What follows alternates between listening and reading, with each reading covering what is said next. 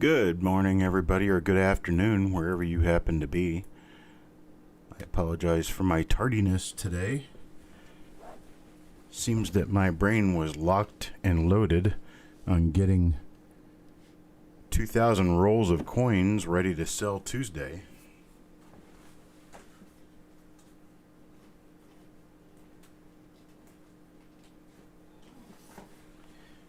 And my itty-bitty head lost track of time.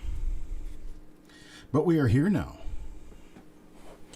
This is a makeup roll from quite some time ago.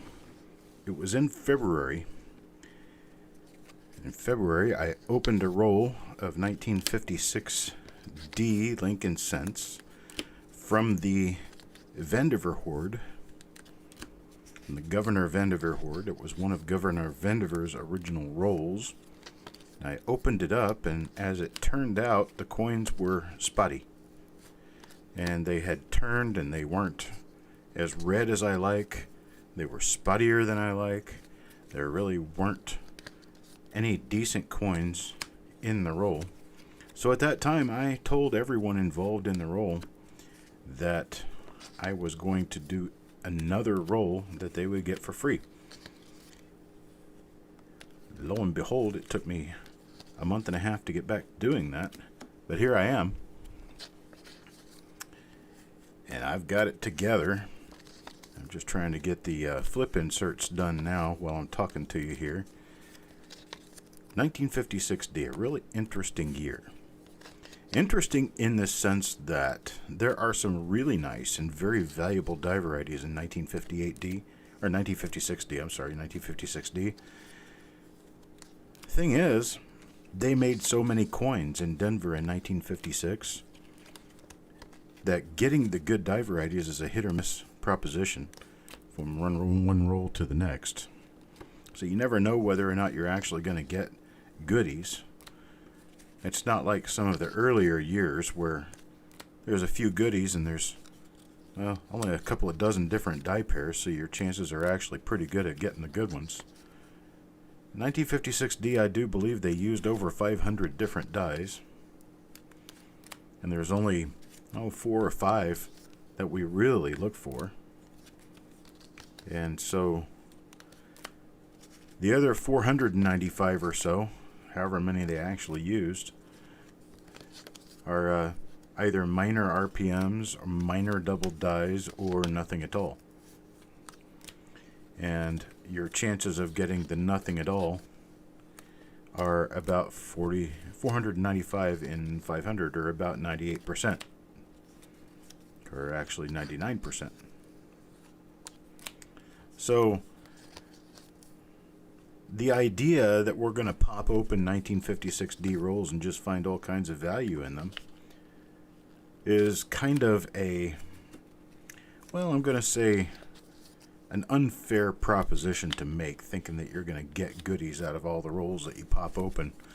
But you know, here's the rule on that. It's kind of like the lottery. You can't win if you don't play. And so there's no way for us to know if we're going to get goodies out of these 1956D rolls until we open enough of them to know that we're making our odds a little better. I think we've done probably in the 118, 19, 20 rolls that we've done now. I do believe we have managed to get together probably 6 or 8 different rolls of 1956D. A couple of them have been pretty productive. A couple of them have been pretty nice. Other ones have been so-so. And then there were just a couple that were ugly, bad rolls. And that's what this one's here to replace. It's here to replace one of the bad rolls. And this one is a tubed roll that I got from a relatively recent source. The coins look nice. I've never seen a single one of them under a microscope of any kind or a loop. So I don't really know what the roll looks like on the inside. I don't know what's in the roll. I don't know whether it's actually an original roll. But I do know that it's coming to you guys for free. Or actually, those of you who were involved in the original 1956D reveal number 78. Hang on just a second.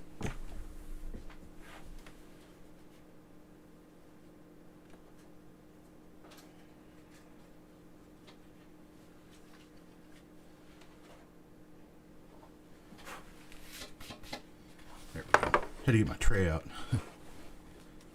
so I could put my names here in my tray.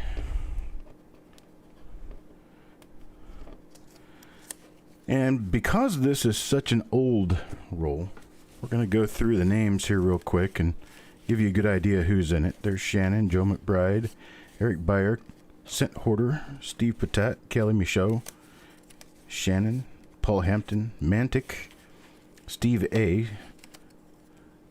Silver Nitrate, James Dowdle, Robert Adams. Oops. I'll have to figure that one out. I think that's going to be Levels of Madness. I got a J Levels in there somehow. Shannon Marshall, Midnight Silver Run,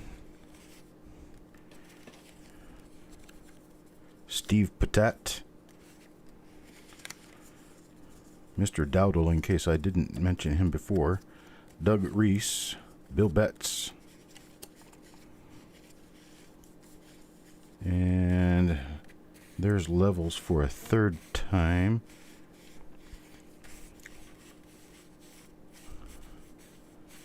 Okay, I'm pretty sure I've got at least 3 for Levels in this roll. I'm going to have to go look. I messed up a name, so I'm going to have to figure out whether that's supposed to be Levels or whether it's supposed to be someone whose name starts with a J. So let me go take a look, because I've got this. J Levels. J Levels doesn't work because J Levels doesn't exist. So let me see here. 78 Levels had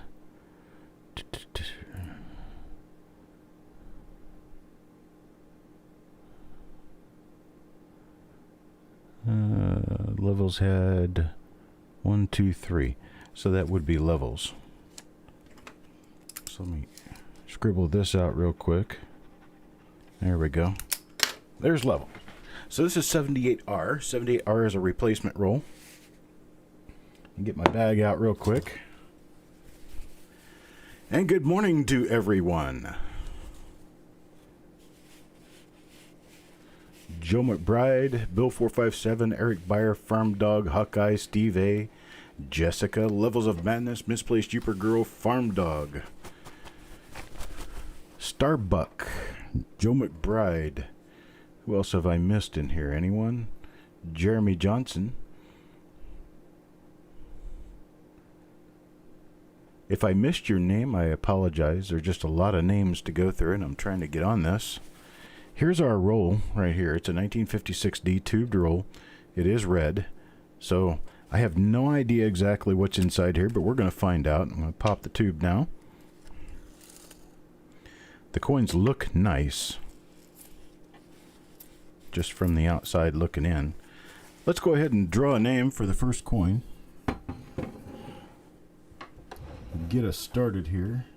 Try to get myself situated. Okay. And here we go. Jim Fletcher goes first. Coin number 1. Wait a minute. Make sure my camera is stuck right now for some reason. Come on, camera. Okay. Let me take this little guy here.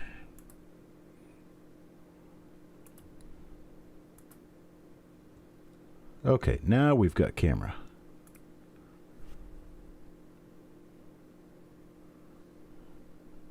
There we go. Now the first coin out of the roll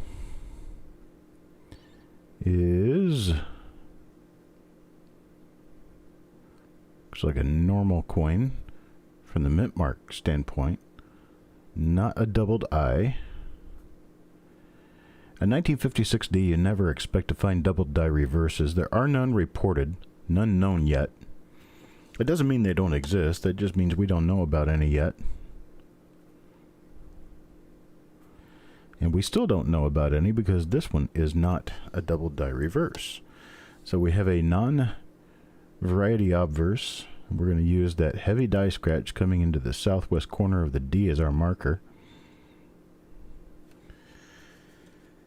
And so we have a nothing, coin number 1. It is a decent coin. It's a nice coin. There's nothing wrong with the coin. It just doesn't happen to have anything on it. So let's see, coin number 2. Coin number 2, Kelly Michaud. Kelly Michaud will get this one.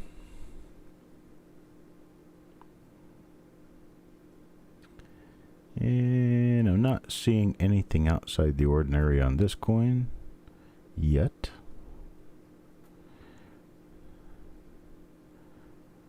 Oh, nothing on the I, nothing in the motto, nothing in Liberty, nothing on the date and the mint mark. Probably going to turn out with a normal coin here. Let's take a look at the reverse and make sure that it is a normal coin. And it does appear to be a normal coin. Looking at all the features that I would generally look at for any hub doubling on a wheat cent, I'm seeing nothing here. So that's coin number 2. Coin number 3. Let me move my screen and everything over just a little bit so I can be sure I can see what I'm doing here. Nope, that's not what I wanted. Thank you very much for trying to do everything for me, Windows. There we go. Okay. The 55S roll is coming up at 2:30. So I started this one at 12:30, and we'll do the 55S roll at 2:30 Eastern Time today. Here's a nice RPM for us. Or it's a minor one anyway. Still is an RPM. It's a 1956D. It's got a minor upper split serif I can see. Right there. See a split on the upper serif. We've got a die scratch directly over the 1 of the date. So that will give us an easy identifier. Also a huge die crack running across the forehead.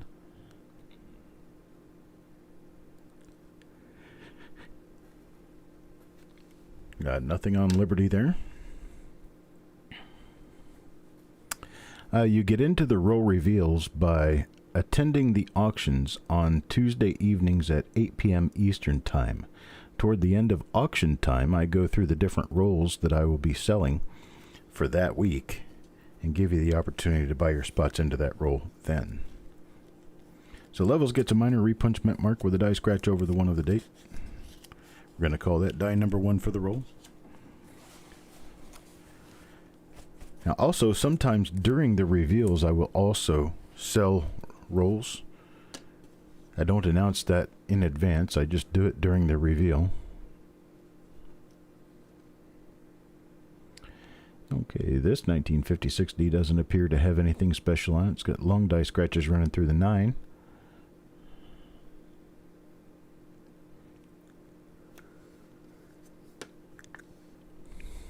And nothing on that side. Let's take a look at the reverse and see what we have on the reverse.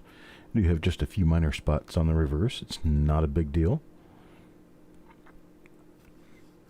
And that one belongs to Bill Betts.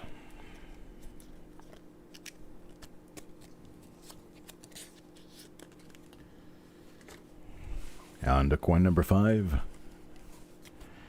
Coin number 5 goes to Silver Nitrate. And Silver Nitrate comes out with,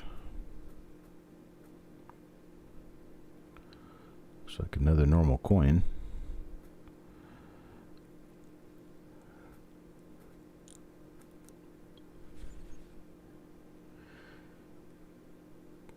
Looking for something definitive to use as a marker. Okay, we got 2 die scratches coming into the lower Y of Liberty. Got too much light going on here. Let me turn it down a little bit. That's a little bit better. Got nothing on this side of the coin. Let's flip it over, take a look at the reverse, and see if anything happened there. So far, no double die reverse is known for 1956D. The reason for that unknown. In the late 50s, they were actually getting pretty good at not creating double dies.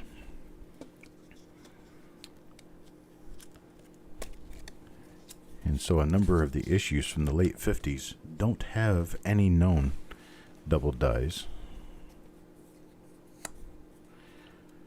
Let's see. Yeah, I am watching the chat. It is a slight bit infrequent because I'm trying to watch what I'm doing and everything, but I am reading the chat here and there. We can discuss things, talk about things, whatever needs to be said. This is another die number 1 for the roll. It's a minor repunchment mark. This one's going to go 2 levels, just like the last one did. So levels now has 2 of these. There's a huge die crack right there that'll help us remember this one.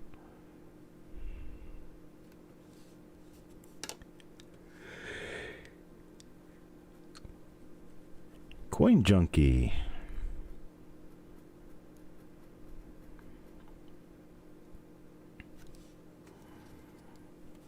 Hope you're doing well today. So we have a second RPM for Levels of Madness. 3 coins total in the roll for him, and 2 of them are the same RPM. Here's Robert Adams. See what Robert Adams gets. Let's see.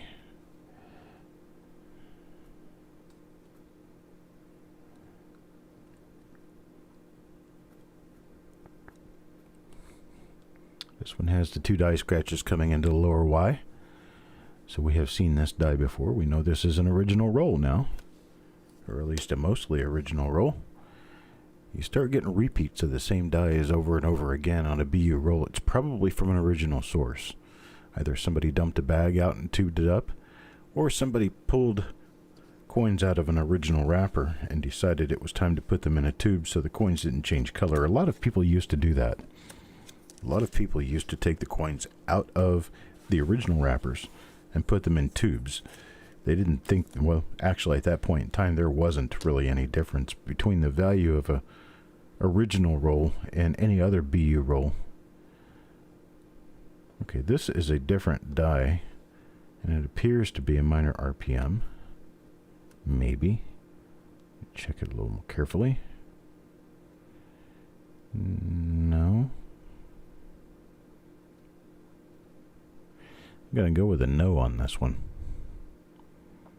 It looked a moment like it could be an RPM. It turns out that I'm sure it isn't. So how are we going to identify this die?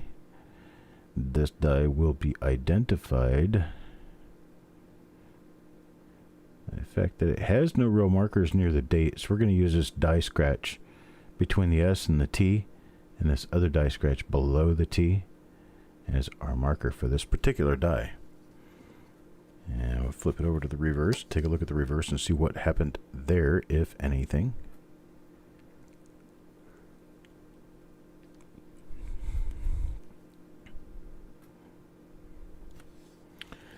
And nothing there. Nope, no extra eyelids yet. Haven't really found much of anything in this roll. Good morning, Paula. And Jeff Schumar. Guess if I do daytime shows, especially in the earlier parts of the day, Jeff can show up. I like that. Joe McBride. Joe McBride, and this is one that has the heavy die scratch to the west of the D. So we've seen this die in this roll before. It has nothing on it as far as die variety is concerned. Flip it over and see if there might be a large struck through, or perhaps a lamination peel, or a cracked planchet. There's all kinds of things that you can see on one side of the coin you can't necessarily see on the other side of the coin. Split die, struck through grease or other obstacles. There's a number of things you can see on them. That's why I flip every coin over. I look at the reverse side of every coin. I want to make sure that I do know that I'm not skipping anything up. Doug Reese. Doug Reese will get the next coin. And we once again appear to have nothing here. Find me a good marker. I guess this one I've got southeast die scratches through the date, which is different from some of the others that we've seen. They've been southwest.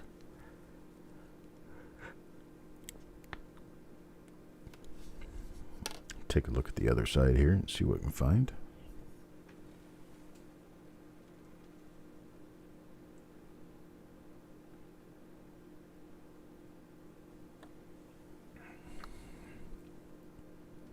One of the most important things to look for a double die reverse on the wheat cents is the area just on the outside of the upper wheat lines. So you have what appears to be an arrow point. It would be on the left side of the arrow point as you're looking at it now. And the top of the arrow point there, where you can see a ridge line of light color going from the point, the tip, down to the edge of the angle. There's a stripe of lighter color that's basically the edge of the relief. If you look at that, you recognize that this is of normal width. And you see another one that has a wider strip up there at the top, then you're probably looking at a double die. The other thing is the shape of the dot between the E and the P on a double die is usually going to be egg-shaped, stretched out, but on a non-double die, it'll be round, just like this one. And both sides count. Both sides of the wheats. Sometimes you can have doubling just on one side and not on the other side. So don't look at one and give up. You got a couple extra seconds to look at the other one. If you're going to search coins, do it right, you know. Don't do a halfway job, miss a bunch of stuff, and waste your time. So that's coin number 10 for Doug Reese. Coin number 11 will go to Mr. Dowdle. This is coin number 11. We do have what appears to be... Yep. It's a rather minor repunchment mark, but it's an RPM to the south. And wow, look at that. He has a huge die scratch coming straight out of the lower lip. So that'll be easy to identify later on. Easy to ID by marker. All right. Let's flip this one over and take a look at the other side. See if anything happened to it.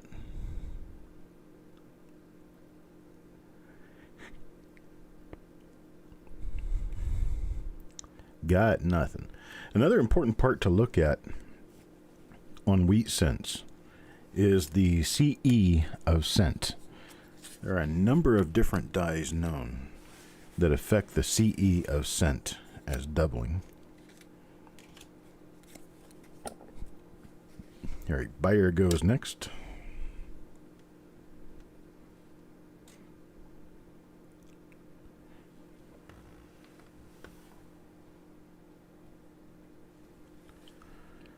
Checking my battery backup system. It just switched off, I thought. And I looked down there and it's not switched off. Must have been something else making a sound that sounded like a switch.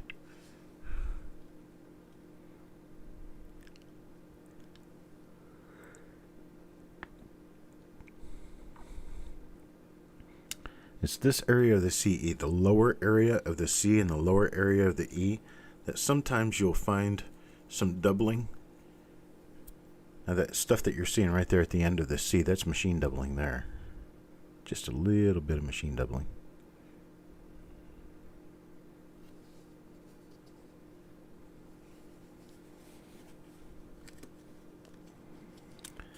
Your dots on a class 6 double die are going to have a definite egg shape to them. They're not going to look normal.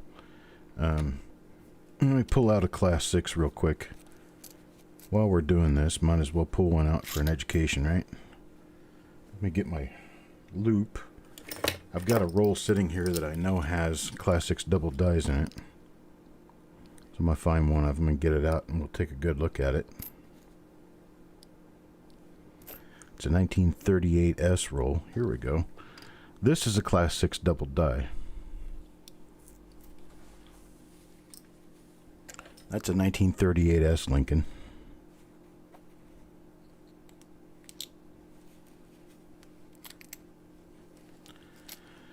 And you can see there that you have a very definite egg shape to the dot between the E and the P.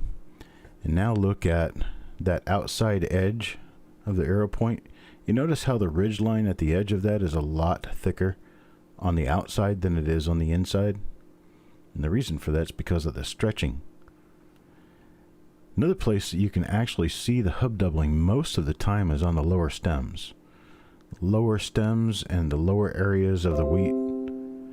The wheat ears often are a little thicker than they should be, and this one is a little thicker than it should be, but it's not as obvious. And you can see right there how thick that ridge line on the outside edge of the wheat is. Especially when you turn it this way, you can see how stretched out that is. And there's your very stretched appearance of the E pluribus-unum.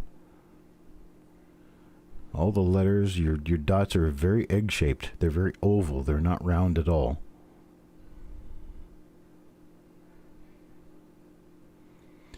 This is a very nice Class 6 double die reverse. This one, out of 5 stars for visibility, I would put this one at a 3-star. It is a die crack there as well, just in case you guys are wondering. Not part of this class, but yes, it is a die crack. So that's what a Class 6 double die reverse looks like on a wheat cent. That's what we would be looking for most of the time on wheat cents. Okay, so that's a nice 1938S double die reverse. Once in a while you'll get wheat cents with thick rims, but they don't really mean a whole lot. Unless they're from 1909 to 1916, there's some chance they could be proof. Levels of Madness gets the next coin, and he does not get a third example of the same RPM he's already pulled twice out of this roll.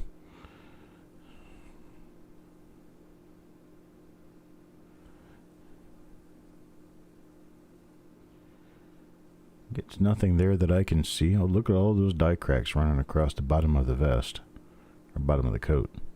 There's also concentric die scratches. Concentric means they're radiating out from the center. So you can see these all parallel the center, or they parallel the rim also, because this is a circle we're talking about. There's more of them up here in the head, the top of the hair area. They don't mean anything, they just make good markers for other. So like there would be a really nice marker if this were a die variety, but it isn't. You see how your dots are round. Everything looks like it's the normal size and shape. So you got nothing here for a die variety. Now that you've seen what the Class 6 looks like, you're thinking, wow, okay, yeah, now I know exactly what he's talking about. That's what I like. I like for you to know exactly what you're thinking about. Sometimes you can get coins with extra thick rims. It's just a slight misalignment of the die in the chamber while it was striking coins. We've seen this die before. It has nothing on it.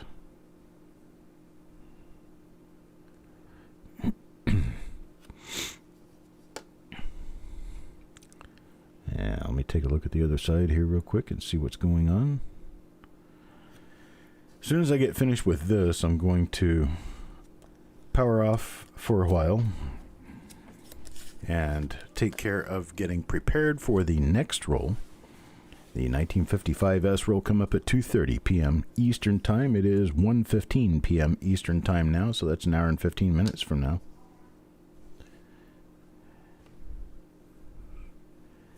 And that's a roll I sold just a few days ago during another reveal. Nothing going on this one.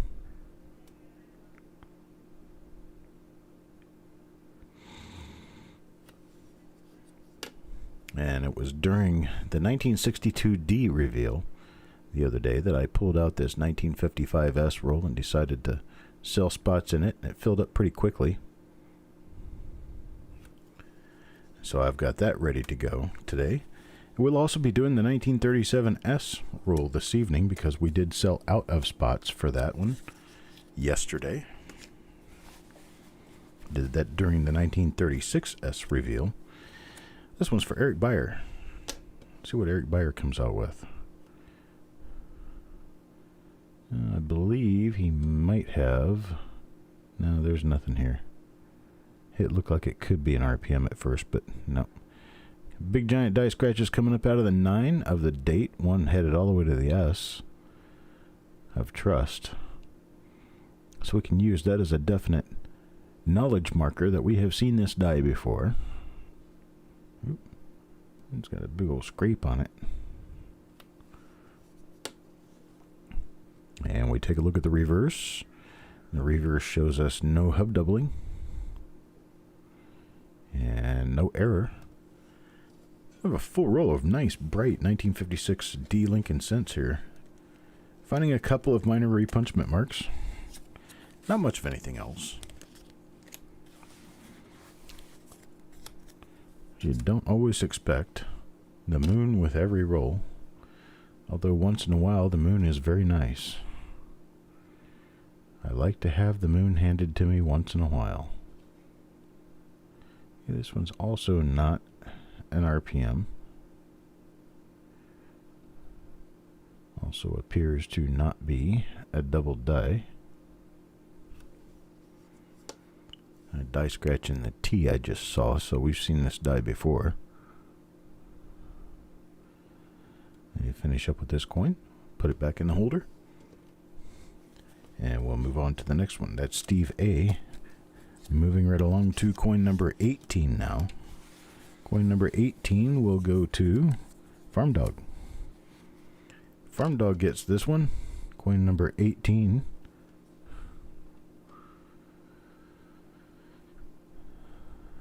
And it looks like we have a nothing important here either. We've seen this die before too, because we have scratches going southeast instead of northeast.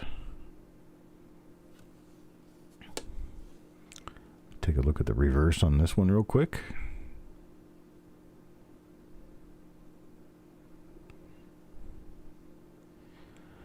I only wish I could provide better. Every time I open one of these rolls, I'm thinking, yeah, this is going to be the good one. It's about 2 years ago, I guess it was, I opened a 1956 D roll, and I pulled 3 of the RPM number 8, which is the D and D South, where there's a D completely separate and below the regular D mint mark. Plus, I pulled 1 of the S between the 1 and 9 of the date. It's a WOMM or the OMM number 1.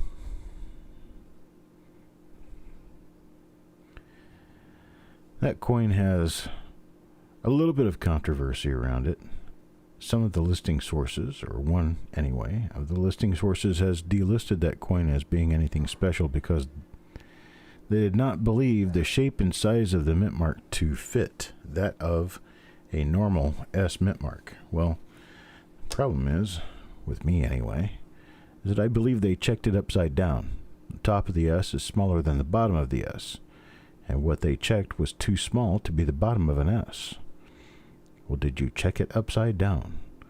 Because, for real, if you've got a 1956D, which didn't have any San Francisco Mint coins to begin with, and you punch an S into one of the dies in the wrong place between the 1 and the 9 of the date, is it not also possible that you punched it upside down?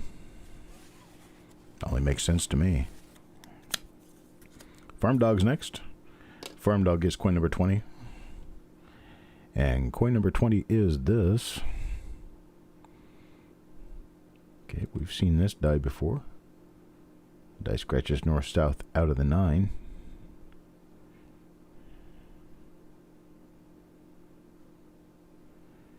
And it appears as though we have nothing here. I flip it over and take a look at the reverse real quickly. And a quick pop of the reverse shows us that we have nothing again. All right. Good morning, Jesse. And wheatback attack. Or should I say good afternoon now? I guess that depends on where you are. Eastern and Central Time Zone, good afternoon. Mountain and Pacific Time Zone, good morning. And if you're elsewhere in the world, good day. I'm glad you joined me here today. We are in the middle of looking at a replacement roll of 1956 D Lincoln cents. This is a replacement of another roll that I did back in February, and I hated the quality of the roll, and I did not want to sell those coins to people, so I gave them away for free and said that they were going to get another roll, and this is it. Okay, there we've got our die scratch running out of the lower lip. We have a fat mint mark, and this one is RPM number 2 for the day. So we have RPM number 2 for this roll. Again, second example of it. This one goes to cent order. And the first one was for Mr. Dowdle. So cent order and Mr. Dowdle now become RPM brothers. And Shannon McCord will come up next. Shannon McCord will get this coin. See what we have here.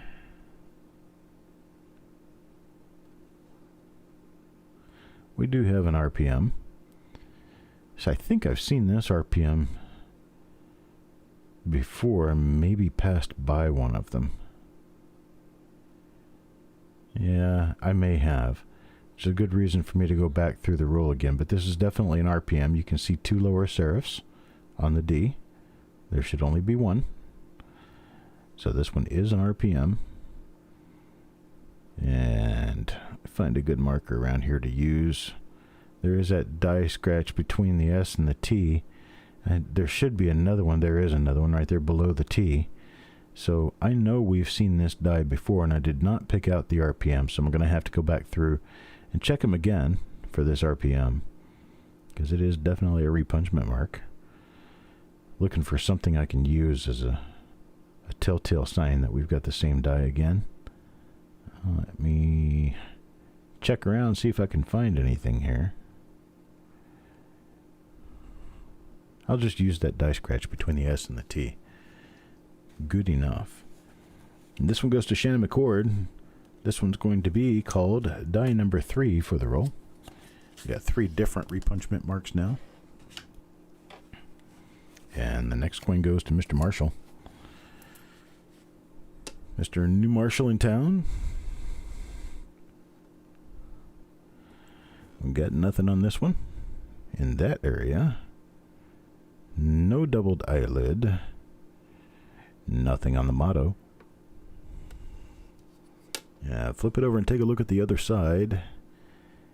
It's got nice toning. Nice color on this one. But we have no die variety to speak of.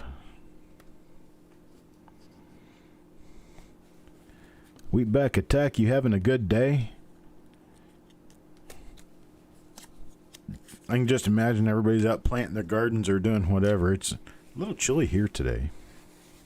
I think it's only about, it was about 48, 49 degrees when I went upstairs to get ready for the show. So it's probably no more than 55 now. Okay, this is the RPM number 1 for the day. I know that because of the angled die scratch above the 1 and then the huge headache that Lincoln has. I also have a number of parallel die scratches out here in the field under the U. So yeah, some pretty good markers for this die. And once again, not necessarily expecting to see any die varieties on the reverse, but it's always nice to look. Never know what you might find. Alright, so there's Paul Hampton to join levels with his 2 RPMs that are exactly like that. Well, here's another Paul Hampton. Another Paul Hampton coin and another RPM. What do you know? This is the 3rd die of the day. It's die number 3 for the day. I don't remember what I was... Oh, it isn't die number 3 for the day. Can't be. This is yet another RPM, another different one. This one also has a doubled eyelid, as it appears. Let me check. Maybe, maybe not. I'm thinking that could easily just be a little fleck of hair or something. But you can see how the vertical bar is split on this coin. You've got an extra serif to the lower. Let me zoom in here real quick. Show it to you really up close so we can get a good feel for what we're looking at. You can see that the lower serif is split. And then this area just inside the upper hole, over to the left of the hole in the center of the D, you see this little ridge line that runs down and basically cuts that vertical bar in half. It's because this is a tilted repunch mint mark. So the top, what you're looking at as the top of the mint mark, does not belong to the bottom of the mint mark, because the punch was cocked in both directions as it was being hit. So this is a repunch mint mark. It does appear to be a different repunch mint mark from any of those we have identified as of yet today. And so this one we're going to remember because there is a die scratch coming up out of the right side of the one, not above the one. So this one's coming up out of the right side of the one, and there's another one intersecting it above the 9. So you've actually got kind of a V of die scratches above the 1 and 9. Anything to help you remember one to the next. Anything that'll help you remember. Useful information. Doesn't matter what it is. You can call it whatever you want. You can make up your own games. You can make up your own diagnostic tools in your head. The important thing is the result. If you're going through a roll of coins and you find a die variety and you only pull one out, and you leave 5 more in there, then what's the point? Not a whole lot of it. So this one's Paul Hampton. This is going to be die number 4 in this roll. It's going to be the 4th RPM in this roll. You go on to coin number 26. Coin number 26 will belong to Steve Patat. Mr. Patat gets... this one's going to be a normal coin. This one's not going to have any doubling.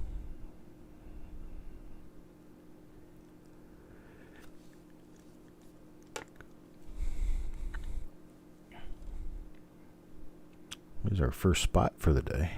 It's not a black spot, it's more of a brownish spot. So it's not going to spread. There's a few more little spots on this one. So spots, when they get on there, they stay on there, but they don't generally spread. Not ones like that. The spots that spread are the black ones that have a little green dot in the middle of them, or some form of funk that you can tell is just not good. All right, Kelly Michaud. Kelly Michaud comes away with coin number 27. This is coin number 27. And it looks like we have nothing for the mint mark.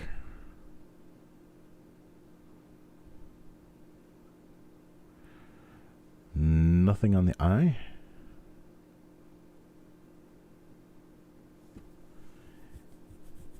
Nothing on the motto or liberty.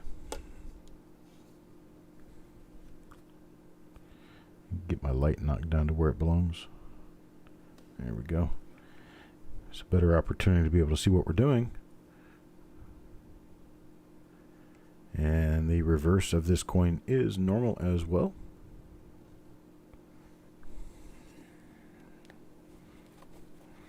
And that's coin number 27.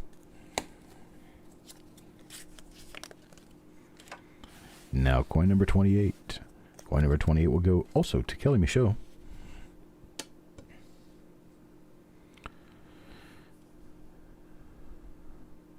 Got a big die gouge to the east of the D mint mark, but nothing on the mint mark.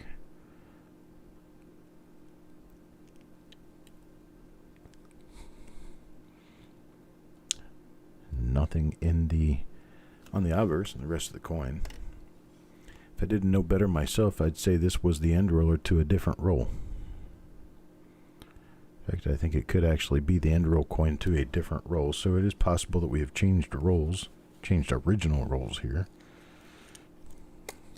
Let's just keep looking, see what happens. That's Kelly Michaud right there. Now for coin number 29. Coin number 29 will go to Joe McBride. Joe gets... Oh, this is our original roll again. This one doesn't have anything on it, but I know the die.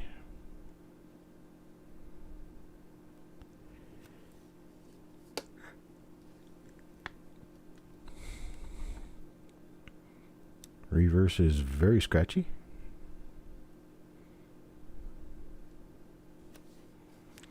Got nothing on it though. And that's coin number 29. Number 30. Oops, I gotta get Joe's name in that one. There we go, Joe. Coin number 30 goes to Mantic. Mantic coins. The $50 guy.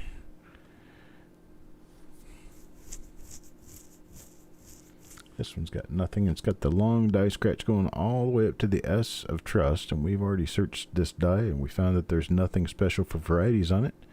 So I'll check it real quickly for errors and we'll move on.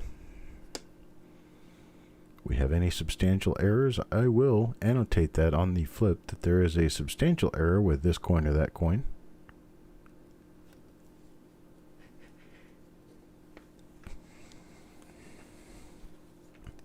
But that's all I got to say about that one.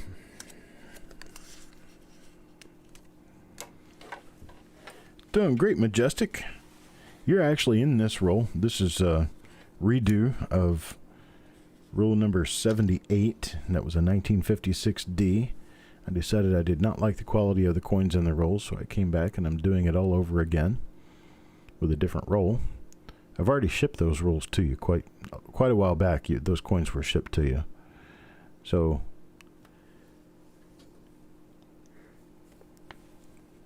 this will give us a chance to go one step back, redo the roll. I'll mail these to you, and we'll be even. I like it better that way than to always think that, man, that was a bad roll I opened for them. They paid pretty good money for those coins. I just want to be sure that they're happy. Well, the only way to be sure that they're happy is to redo the work. Okay, here is die number 1 for the day again. This is die number 1 for the day. This is a repunchment mark.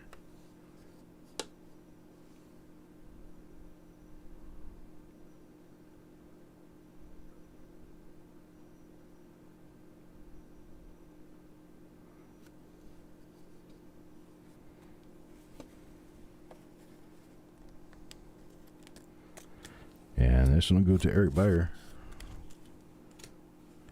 Next, coin number 33 will go to Mr. Dowdle.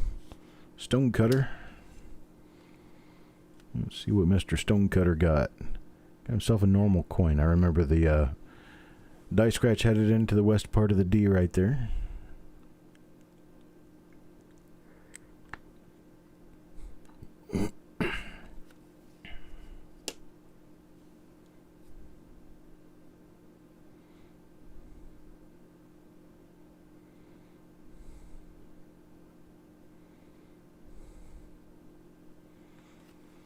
Got nothing on that one either. It's coin number 33.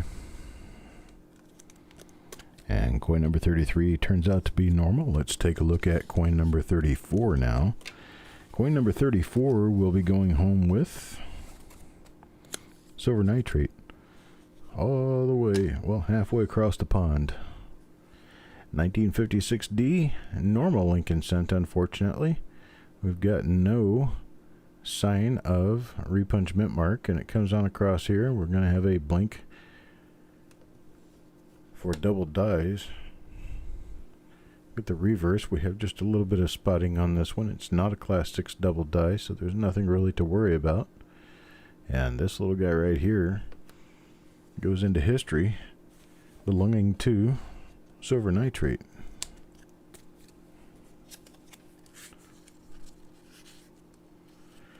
Hello, Mike Wolf.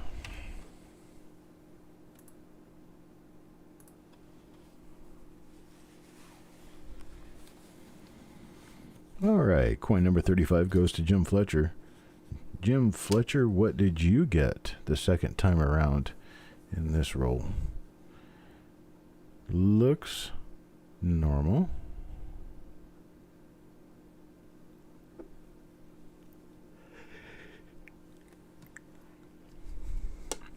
Now I take a look at the reverse on this one real quick.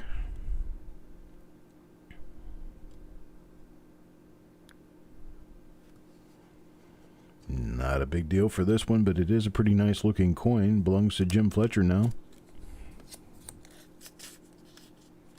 And I will be mailing that to Jim Fletcher. What am I doing here? Got a coin flipped around the wrong way and now I can't get my pile straight. Oh boy. Alright, Paul Hampton. Coin number 36 will go to Mr. Paul Hampton. What do we have? Looks like we have a normal coin here.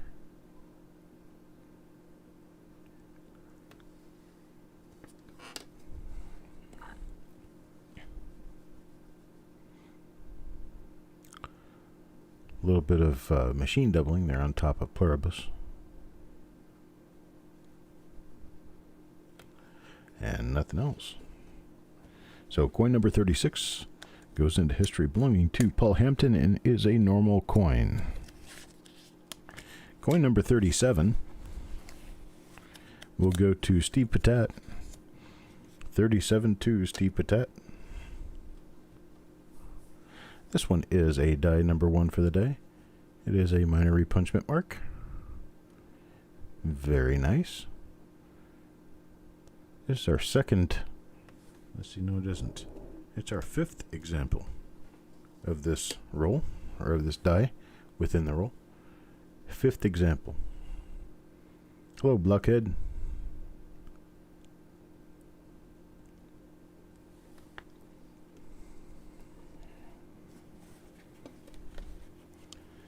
All right.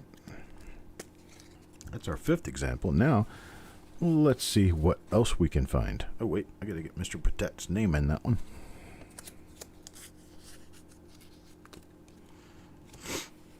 Mr. Fletcher will own the next coin.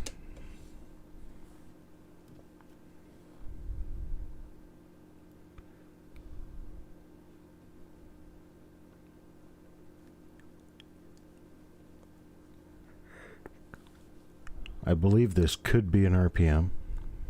Maybe.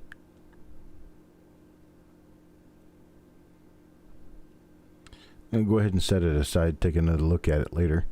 I do believe there's a chance it could be an RPM.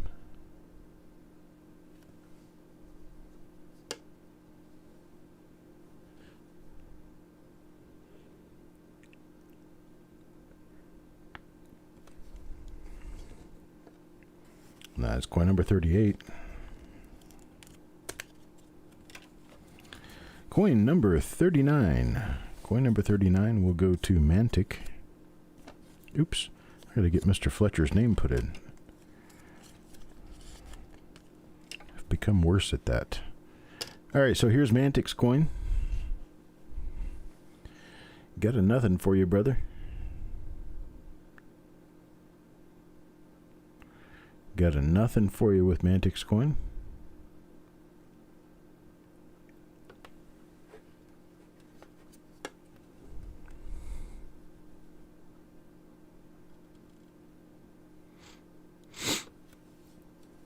Nothing on the reverse side. That's coin number 39. Moving on to coin number 40. We're going to pull this one for Shannon McCord. And coin number 40 has no RPM. Okay, that's a strange mark. Goes all the way straight through the coin. And I'm not sure what it is.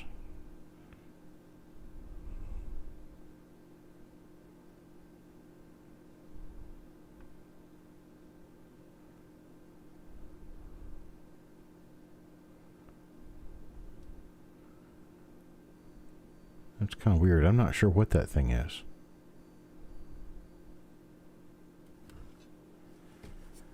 See if it shows up on the reverse as well.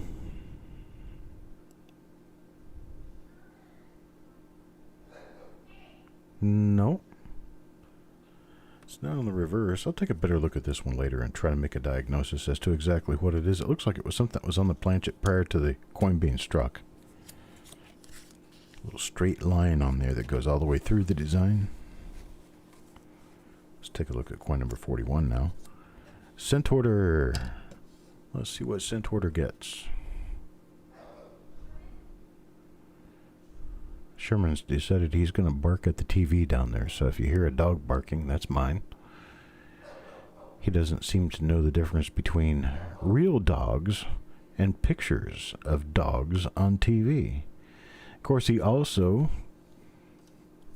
will bark at cats, horses, other animals, dinosaurs, or if he happens to see anything and feels like barking, he will choose it to be the bane of his existence at that moment, just so he has an excuse to bark. He has barked at hairspray. He has barked at a park bench. He has barked at cars. Seems that his favorite cars to bark at are Chevrolets.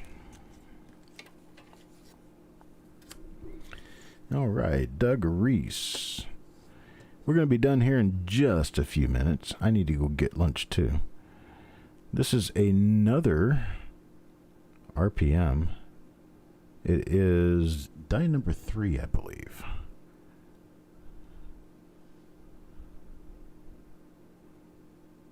I believe this is die number 3 for the day. We've got Jessica's auction coming up in just a couple of hours. In fact, I'm probably going to need to move my 1955S reveal forward just to be sure that we don't interrupt one another.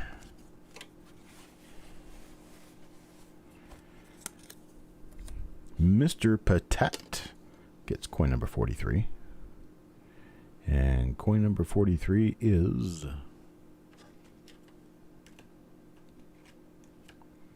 appears to be normal.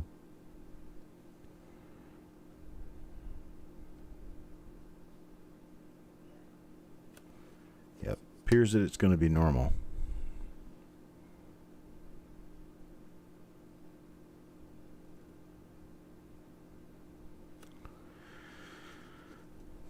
Sure is.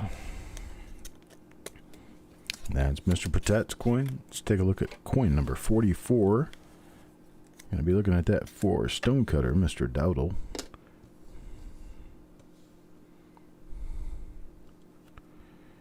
Got nothing on this one as well.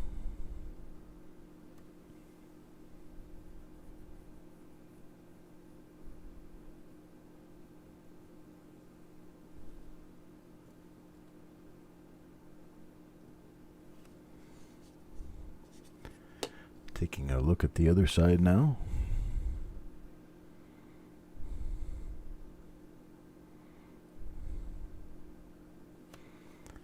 Nothing on that. Coin number 44 in and out with Mr. Dowdle. Coin number 45 now. Yeah, when I was talking about chances of finding goodies in a 1956 D-roll, this one's going to be an RPM. This one is, yeah, this one's the fatty RPM to the south. I know that because he's got this little thing sticking out of his chin. Looks like a needle sticking straight out of his chin. So we're going to put this on the stack.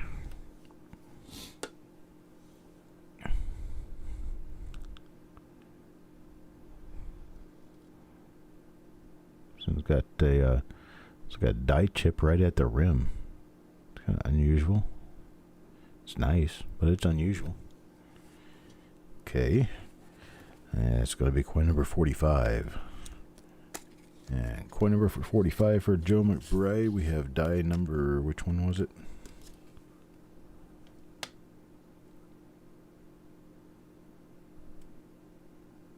Okay, this is die 3. Die 3 for the day. Joe McBride.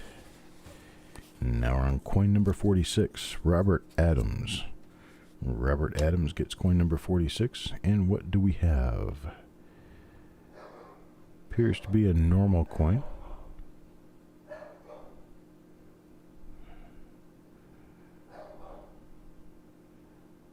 Sherman's having his way with the TV.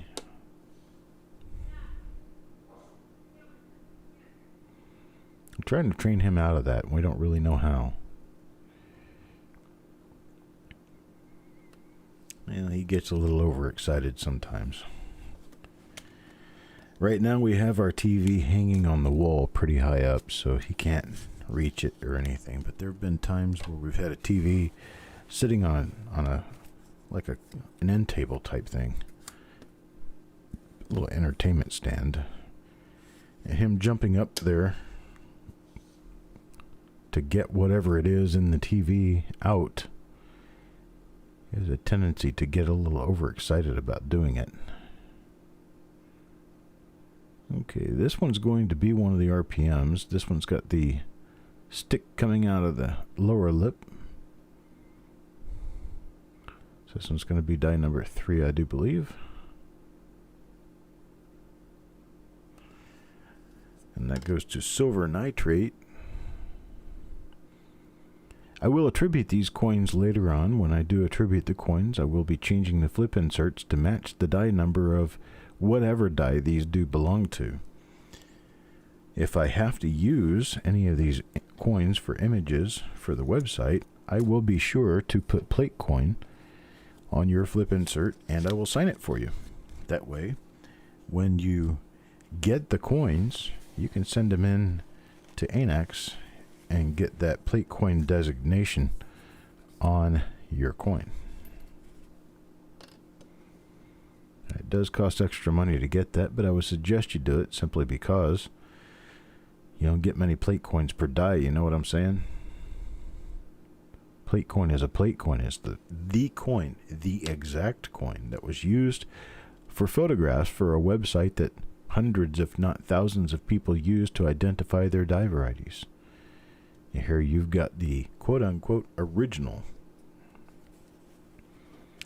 It is not Memorex. It is original.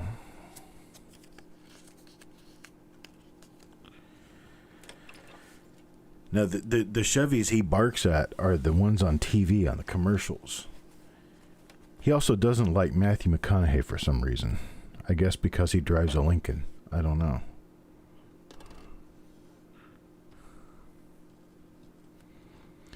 You have 3 dogs or 3 Chevys?